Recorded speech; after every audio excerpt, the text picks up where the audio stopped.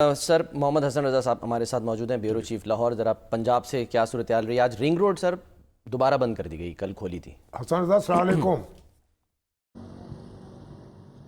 وعلیکم السلام سر۔ آپ کیا صورتحال ہے لاہور کی اور پنجاب کی؟ یہاں کوئی حالات معمول پر آ رہے ہیں یا ابھی بھی پکڑ دھکڑ جاری ہے؟ شامی صاحب، جب 24 نومبر کی احتجاجی کال کو دیکھتے ہوئے پنجاب حکومت نے دفعہ 144 نافذ کی تھی 3 روز کے لیے، اور 3 روز میں تمام ضلع انتظامیہ کو یہ ڈائریکشن دی تھی کہ دفعہ 144 پر سختی سے عمل درآمد کروایا جائے گا، لیکن لاہور سمیت بعض جگہوں پر بعض اضلاع میں کچھ عوام نکلی، خصوصاً اگر ہم لاہور کی بات کریں تو یہاں پر ایک دو جگہوں پر جو ہے وہ کچھ ہم نے دیکھے کہ وہاں پر کوئی ریلیاں نکلی، کوئی احتجاجی مظاہرے ٹائپ کچھ افراد نکلے، لیکن ان کو بھی پولیس نے گرفتار کر لیا۔ اور اسی طرح لاہور سمیت دیگر اضلاع کی اگر بات کی جائے وہاں پر بھی یہ سچویشن دیکھنے کو ملی، لیکن پنجاب میں سب سے زیادہ جو حساس اضلاع قرار دیے جا رہے تھے وہ تو راولپنڈی اور اٹک تھا، جہاں سے جو بالکل جو سسٹر اضلاع کہلاتے ہیں اسلام آباد کے، تو وہاں پر زیادہ فوکس رہا۔ لاہور میں جو ہے 24 تاریخ کو بھی کئی راستے بند کر دیے گئے تھے، موٹر وے کو جانے والے تمام راستے بند کر دیے گئے تھے، لاہور کے اندرونی کئی مقامات کو بند کر دیا گیا تھا، لیکن کل کو یہ راستے کھول دیے گئے تھے۔ ان کا یہ خیال تھا کہ کوئی ایسا احتجاجی مظاہرہ یا کوئی ریلی کی صورت میں یہاں سے کوئی افراد نہیں نکلیں گے۔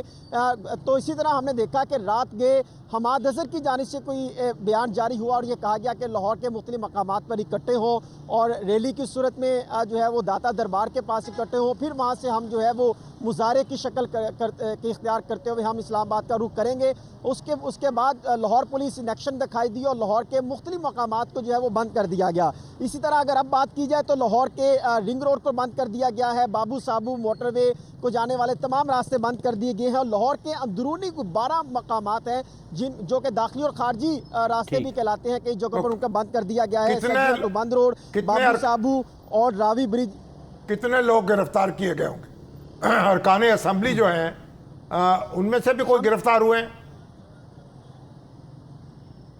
شامی صاحب، 2 افراد جو پاکستان تحریک انصاف کی مین لیڈرشپ لاہور سے جو کہلاتی ہے وہ تو مکمل طور پہ غائب رہی، لیکن حافظ ذیشان اور ندیم بارہ یہ 2 گرفتار ضرور ہوئے تھے، لیکن حافظ ذیشان کیونکہ ایم پی اے نہیں ہے اور ندیم بارہ بھی نہیں ہے، لیکن ان کو یہاں سے گرفتار کیا گیا۔ اسی طرح جو دیگر افراد تھے، لگ بھگ کوئی 71 کے قریب افراد جو ہے وہ لاہور پولیس یہ دعویٰ کر رہی تھی کہ گرفتار کیے ہیں، اس میں کچھ کارکن تھے، کچھ دیگر افراد تھے، لیکن بعد افراد جب ان کی گرفتاریاں ہوئی تو اس کے بعد ہم نے دیکھا کہ جو لالک چوک اور لبرٹی میں کئی افراد نے اکٹھا ہونا تھا، وہاں پر لاہور پولیس نے ڈیرے ڈالے اور وہاں پر ہم نے زیادہ افراد نہیں دیکھے کہ وہاں پر آئے ہوں۔ جی ہاں بالکل، یہ بالکل میں نے بھی وٹنس کیا تھا۔ حسن بہت بہت شکریہ، بہت بہت کا آپ نے جو ہے وہ تفصیل بتائی۔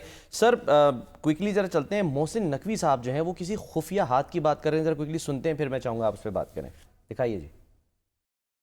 آپ کو میں بتاؤں، وہ مذاکرات کرتے ہیں، ٹائم گین کرتے ہیں، آگے جاتے ہیں، ان کے فیصلے بھی ہو جاتے ہیں۔ ان کی پارٹی قیادت، آپ ان سے پوچھ لیں ان کی پارٹی قیادت سے، کیا سنجانی کا فیصلہ نہیں ہوا تھا؟ کیا سنجانی جانے کے لیے انہوں نے نہیں کہا تھا؟ سب کچھ تھا، لیکن اس ٹائم پہ ایک پیچھے خفیہ لیڈرشپ ہے جو سارا کنٹرول کر رہی ہے، جو ان کی پوری باقی لیڈرشپ اس کے آگے زیرو ہے۔ فساد کی جڑ صرف وہ ایک خفیہ ہاتھ ہے، ٹھیک ہے؟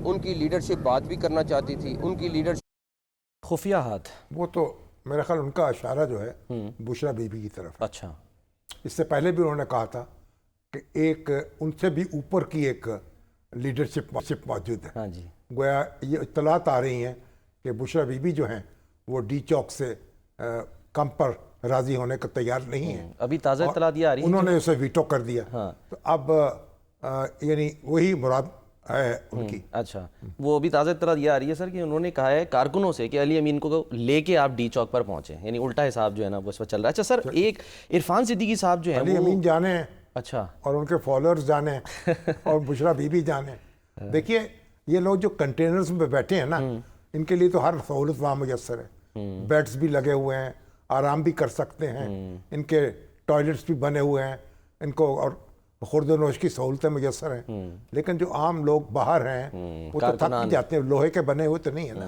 تھک بھی جاتے ہیں، ان کو بھوک بھی لگتی ہے، پیاس بھی لگتی ہے۔ کاش اس بات کا بھی احساس کیا جائے، اور دھرنے آپ احتجاج کیجئے، لیکن جو جمہوریت کے اندر ایک احتجاج کے آداب ہیں ان کے مطابق کیجئے، ایک جگہ منتخب کر لیجئے اس پہ بیٹھ جائیے اور انتظامیہ کے ساتھ بات چیت کر کے جگہ کا تعین کر بات لیجیے، چیت سر آپ اور کہہ پھر رہے ہیں باقی مذاکرات ہوتے رہیں گے۔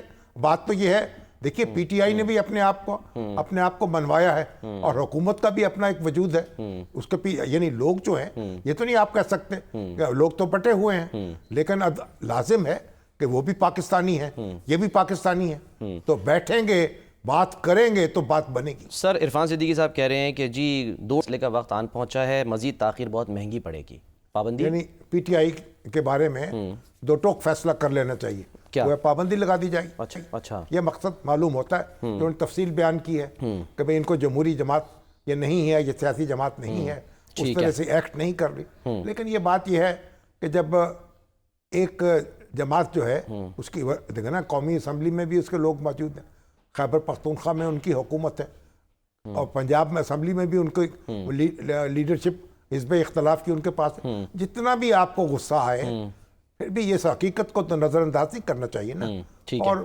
پابندی جو ہے مسئلے کا حل نہیں ہے۔ ٹھیک۔ اچھا سر، یہ جو حامد خان صاحب ہیں، بات چیت سے راستہ نکالنا، یہ مسئلہ اس طرح حل ہو سکتا ہے۔ لیکن سر حامد خان صاحب کہہ رہے ہیں ہم تو 30 تاریخ سے وکلا تحریک شروع کر رہے ہیں، لیکن میاں رؤوف عطا صاحب ہمارے ساتھ بھی موجود ہیں، وہ کہہ رہے ہیں جی ہم وکلا کے کندھوں پر سیاسی ایجنڈا مسلط نہیں کرنے دیں گے۔ میاں صاحب السلام علیکم۔ میاں صاحب، یہ آپ اس تحریک میں شریک نہیں ہوں گے؟ حامد خان صاحب نے اس کا اعلان کیا ہے۔ نہیں، میں تو شریک نہیں ہوں گا، کیونکہ میں منتخب نمائندہ ہوں، اس وقت سپریم کورٹ بار ایسوسیشن کا پریزیڈنٹ ہوں۔ تو 1 ماہ قبل بھی انہوں نے یہ اس طرح کی ایکسرسائز کی تھی، جب یہ election supreme court bar association کے ہو رہے تھے، تو 1 ماہ قبل بھی انہوں نے یہ پورے پاکستان میں اپنے وزٹ کیے، اور مختلف بار روم میں بھی یہ ایجنڈا رکھا کہ ہم یہ تحریک چلانا چاہ رہے ہیں، لیکن یہ تحریک ان کی وکلاء نے کوئی رسپانس نہیں کیا، وہ یہ ناکام ہوئی، اور اس وقت دوبارہ پھر وہ میرا خیال پتہ نہیں کس ایجنڈے کے تحت، اور ٹائمنگ آپ دیکھیں جو ٹائمنگ اس وقت چل رہی ہے، وہ بھی ایک سیاسی جماعت ہے جو اسلام آباد میں چڑھائی کر چکی ہے، تو یہ ٹائمنگ بھی ان کی مناسب نہیں تھی اس وقت پر۔ تو یہ میرا خیال انتشار کی سیاست کرنا چاہ رہے ہیں، وہاں پر وکلاء میں بھی کوئی انتشار ڈالنا چاہ رہے ہیں۔ یہ تاریخ جو ہے، یہ بھی جو منتخب نمائندے، یہ ان کا یہ کریڈٹ ہے، یہ اس کی میری جو ایگزیکٹو کمیٹی ہے، یہ اس نے فیصلہ کرنا ہے۔ حامد تو خان صاحب سپریم کورٹ بار ایسوسیشن جو ہے نمائندوں نے فیصلہ کرنا ہے۔ وہ حالات سے مطمئن ہے، اس کے خیال میں کوئی احتجاج کرنے کی ضرورت نہیں ہے، اور عدلیہ کے حوالے سے جو اقدامات ہوئے ہیں 26ویں ترمیم وہ خوش ہے۔ دیکھیں، اس میں جب ترامیم کا یہ عمل جاری تھا اور یہ مشاورت کا عمل جاری رہا، تو ان کی سیاسی جماعتیں جو تھیں اس میں مشاورت کا حصہ رہیں، اس میں تحریک انصاف بھی اس میں شریک رہی۔ حامد خان صاحب جو کہ اس پارٹی کے کی پرسن ہیں، تو ان کی پارٹی نے شاید ان کو اپڈیٹ بھی کیا ہو، ان کے کچھ وہاں پہ مطالبات تھے، یہ صرف کیا چاہتے تھے اس میں کہ کانسٹیٹیوشنل علیحدہ کورٹ نہ بنے وہاں پہ، یہ بینچ کا بنانے کے لیے تو یہ بھی تیار تھے۔ ان کا دوسرا مطالبہ تھا کہ سیولین کے ملٹری کورٹ میں ٹرائل نہ کیے جائیں، وہ بھی ان کا مطالبہ مانا گیا۔ دوسرا ان کا یہ تھا قاضی فیاض عیسیٰ صاحب کی ایکسٹینشن نہ کی جائے، وہ بھی ان کا مطالبہ مانا گیا۔ یہ آخر میں بائیکاٹ کر کے چلے گئے وہاں پر۔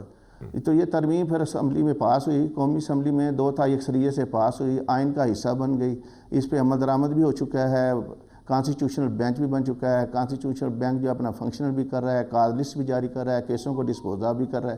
میرا خیال جو پاکستان کی جو وکلاء کی برادری ہے وہ اس کانسٹیٹیوشنل بینچ سے مطمئن ہے، اور میری بار ایسوسیشن جو ہے اس کی حمایت کرتی ہے۔